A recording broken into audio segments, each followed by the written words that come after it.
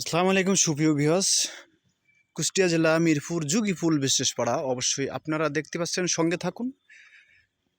সবজি, আসলে কুষ্টিয়ার মানুষ সবজি আবাদ করে, বীজ তৈরিও করে। তো সম্পূর্ণ ভিডিওটা না দেখলে আপনারা বুঝতে পারবেন না। সঙ্গে থাকুন, আমি দেখানোর চেষ্টা করব। কয় বিঘা আছে শাক? 2.5 বিঘা। শুধু এই লাল শাকের ভিতরে যে সবুজ সবুজ কি দেখা যাচ্ছে, তো এটা ঝিঙ্গা গাছ। আসলে দর্শক, আপনারা যে আপনারা জমি এরম থাকলে শাকও উঠাইতে পারবেন। আবার এই যে মাঝে মাঝে দেখেন ঝিঙ্গা, আপনার লাল শাক উঠাইতে উঠাইতে ও বড় হতে থাকবে, ওইটা হচ্ছে এই বানের উপরে উঠে পড়বে।